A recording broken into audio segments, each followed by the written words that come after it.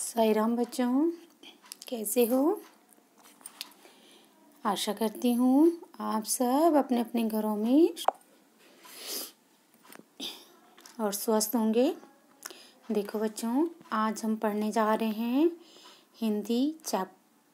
Hindi revision का chapter number 15, vision की दिलेरी। 14 चैप्टर आपका डेडिकेट हो चुका है। बाघ आया उस रात वाला जो चैप्टर है वो आपका अभी कोविड-19 की वजह से डेडिकेट हुआ है। तो अब आपको क्या पढ़ना है? Chapter number 15। वो मैंने आपको पहले ही बता दिया था कि कौन कौन से चैप्टर आपके डिलीट हुए हैं। तो अब आते हम विशन की दिलेरी। देखो बच्चों, विशन की दिलेरी मतलब बहादुरी। दिलेरी का मतलब क्या है? बहादुरी। विशन एक बहादुर लड़का था, तो उसके बारे में बताया गया है इस कहानी में। तो देखते हैं कि क्या है इस कहानी में।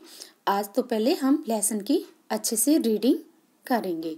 ध्यान से देखिए और उसके बाद आप अपने घर में इसकी रीडिंग करोगे। उसके बाद मैं आपको इसकी आगे की एक्सरसाइज, अभ्यास कार्य जो भी है वो कराऊंगी। पहले आज सिर्फ हम रीडिंग करेंगे और आपको ध्यान से इसकी रीडिंग देखनी है। उसके बाद आपको घर में भी इसकी रीडिंग करनी है। देखो, सुबह का समय था। पहाड़ों के पीछे से सूरज झांक रहा था। 10 वर्ष का विशन घर से बाहर निकल आया। वह रोज इसी समय इसी रास्ते से कर्नल दत्ता के फार्म हाउस पर जाता है। कर्नल दत्ता की पत्नी पढ़ाई में उसकी मदद करती है। फार्म से लगे सेबों के बाग में कीटनाशक दवा का छिड़काव हो रहा था और बहुत तड़के काम शुरू हो जाता था। विशन पगडंडी से अभी सड़क तक आ ही रहा था कि उसे गोली चलने की आवाज़ सुनाई दी। उसने इधर उधर देखा, कोई भी दिखाई नहीं दिया। वह कुछ ही दूर चला था कि उसे फिर गोली चलने की आवाज़ सुनाई दी। इस बार एक नहीं 2-3 गोलियां एक साथ ही चली थी। गोलियों की आवाज़ से पूरी घाटी गूंज गई। पंछी घबरा गए, आसमान में गोल गोल चक्कर काटने लगे। विशन सहम कर पेड़ों की आड़ में छिपकर खड़ा हो गया। विशन जहाँ खड़ा था वहीं चुपचाप खड़ा रहा। उसे वहां से सीढ़ी नुमा खेत और फलों के बाग साफ दिखाई दे रहे थे।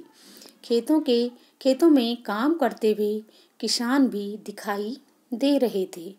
फसल तैयार खड़ी थी। सुबह की हल्की धूप से खेत सुनहरे दिखाई दे रहे थे। विशन अभी सोच ही रहा था कि गोली किसने और क्यों चलाई होगी कि तभी एक और गोली की आवाज़ आई। एकाएक विशन को गोली चलाने का कारण समझ में आ गया। जब फसल पक जाती है तब गेहूं के खेतों में दाना चुगने ढेरों तीतर आ जाते हैं। शिकारी इस बात को जानते हैं, इसलिए वे सुबह सुबह ही तीतर मारने चले आते हैं। पिछले साल भी शिकारियों ने इसी तरह बहुत से तीतर मारे थे। कुछ तीतर तो वे उड़ा ले गए, बाकी को वहीं छोड़ गए। खेतों को काटते समय किसानों को बहुत से मरे और जख्मी तीतर मिले।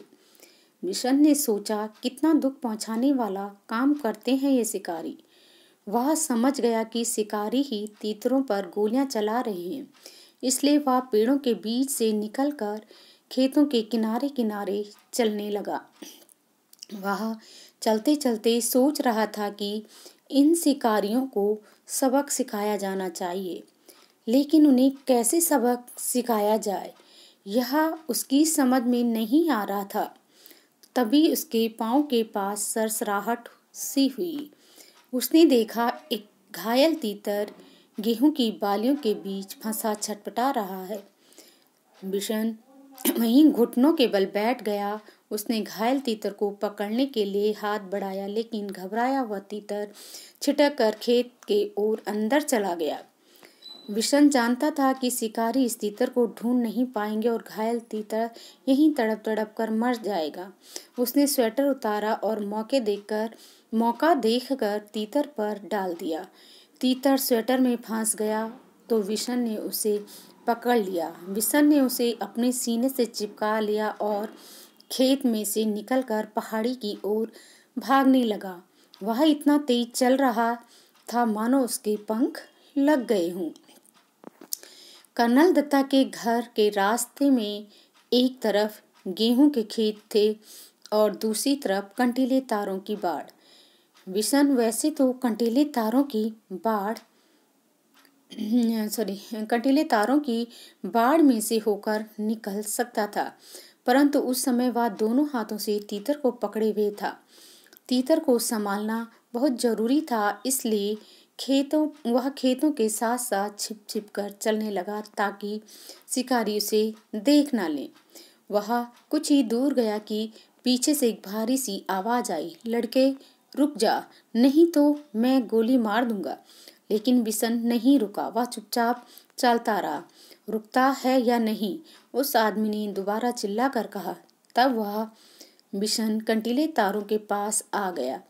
इसका दिल तेजी से धड़कने लगा। आगे बढ़ना मुश्किल लग रहा था, लेकिन फिर भी वह रुका नहीं और ना ही उसने कोई जवाब दिया। तभी विशन को भारी भरकम जूतों की आवाज सुनाई दी, जो तेजी से उसके पास आती जा रही थी। पीछे से आ रहा शिकारी गुस्से से जोर जोर से चिल्ला रहा था, मैं तुझे देख लूंगा, तू मेरा शिकार चुपचाप नहीं ले जा सकता। विशन के लिए आगे निकल भागने का रास्ता नहीं था। अगर वह सड़क से जाता तो शिकारी को साफ दिखाई दे जाता, इसलिए उसने खेतों के छोटे रास्ते से जाना तय किया। खेतों के आगे के रास्ते में कांटेदार झाड़ियां थी। विशन उसी रास्ते पर घुटनों के बल चलने लगा। बहुत संभल कर चलने पर भी उसके हाथ पांव पर कांटों की बहुत सी खरोंचें उभर आई। खरोंचों से खून भी निकलने लगा। उसकी कमीज भी एक आस्तीन फट गई। वह जानता था कि कमीज फटने पर उसकी माँ से डांट खानी पड़ेगी, पर विशन को इस बात का संतोष था कि अब तक तीतर की जान बचाने में कामयाब रहा। झाड़ी से बाहर आकर वह सोचने लगा कि कैसे पहाड़ी के कोने से फिसलकर नीचे पहुंचा जाए, लेकिन उस कोने में घास बहुत ज्यादा थी और ओस के कारण फिसलन भी। विशन थक कर वहीं पर एक किनारे बैठ गया। अभी वह बैठा ही कि उसे पांव की आहट सुनाई दी। आहट सुनते ही वह उठकर दौड़ पड़ा। दौड़ते दौड़ते वह आधी पहाड़ी पार कर चुका था। उसके कपड़े पसीने से तरबतर हो गए, फिर भी वह रुका नहीं और किसी तरह कर्नल दत्ता के फार्म हाउस के पिछवाड़े पहुंच ही गया। पिछवाड़े दरवाजा खुला था। उसने ताड़ के पेड़ का सहारा लिया और फार्म हाउस के अंदर पहुंच गया। तीतर को वह बड़ी सावधानी के साथ अपने सीने से लगाए हुए था। फार्म हाउस में खामोशी थी, बस रसोई घर से प्रेशर कुकर की सीटी की आवाज आ रही थी। मुर्गियां अभी अपने दड़बे में थी और गुलाबचंद सामने का बरामदा साफ कर रहा था। अचानक कर्नल साहब का अल्सेशियन कुत्ता जोर जोर से भौंकने लगा। वह किसी अजनबी को देखकर ही इस तरह भौंकता है। मिशन समझ गया कि शिकारी इधर ही आ रहे हैं। उसने इधर उधर देखा ताकि वह तीतर को कहीं अच्छी तरह छिपा सके। एक और शेड के नीचे बहुत सारा कबाड़ पड़ा था। उसी में एक टूटी टोकरी विशन को दिखाई दे गई।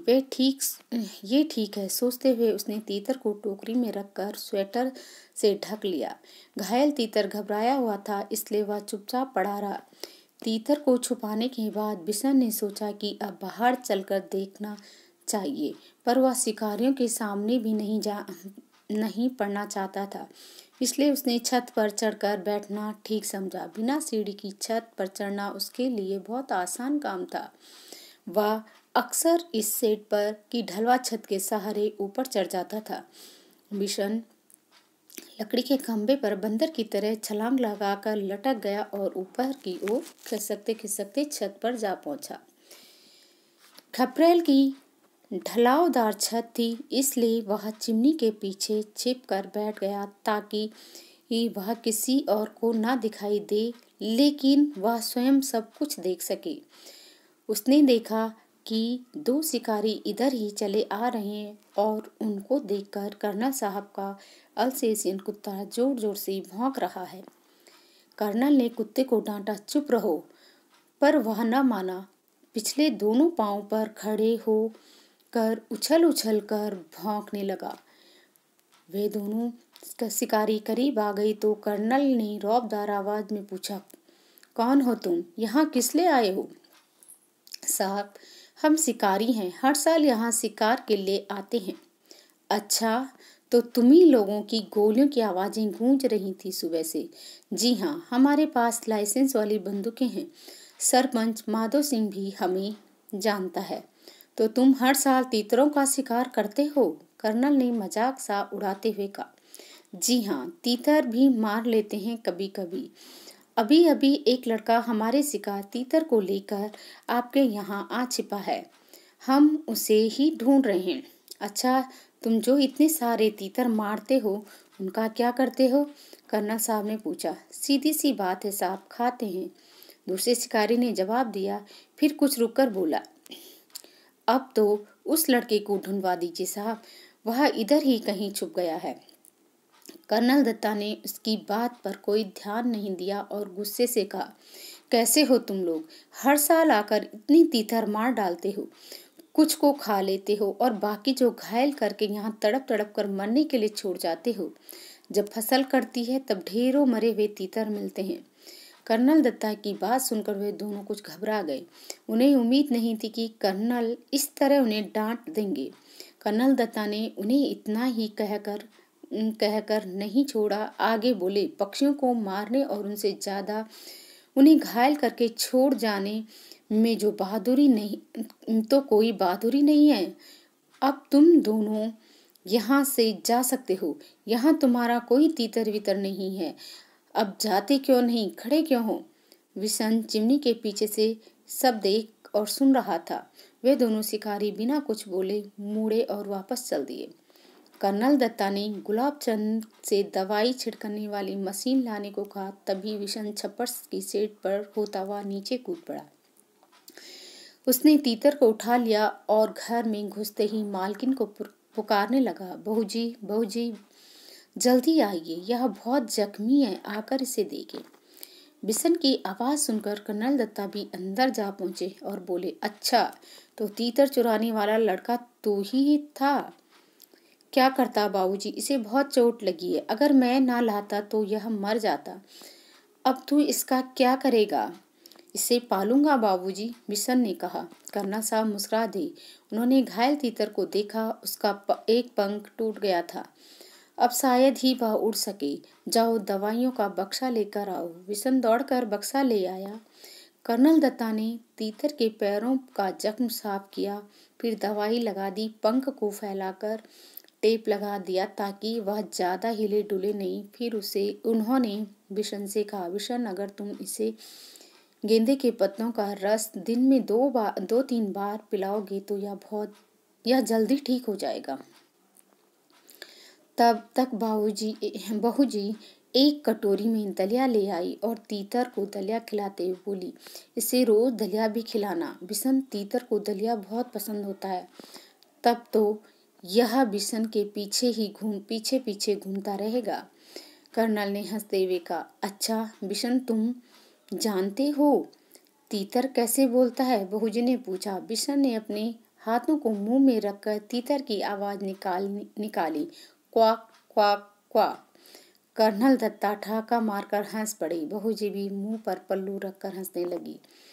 बिशन भी हंसता हुआ हिरन की तरह छलांगे लगाता तीतर के साथ वहां से अपने घर की ओर भाग चला।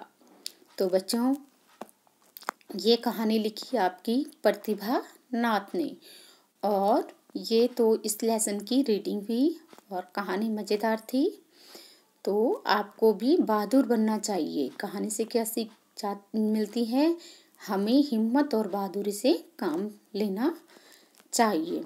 तो आप इसको घर में इसकी रीडिंग कीजिए और उसके बाद मैं नेक्स्ट वीडियो में आपको इसकी एक्सरसाइज कराऊंगी। तो आज के लिए इतना ही। धन्यवाद।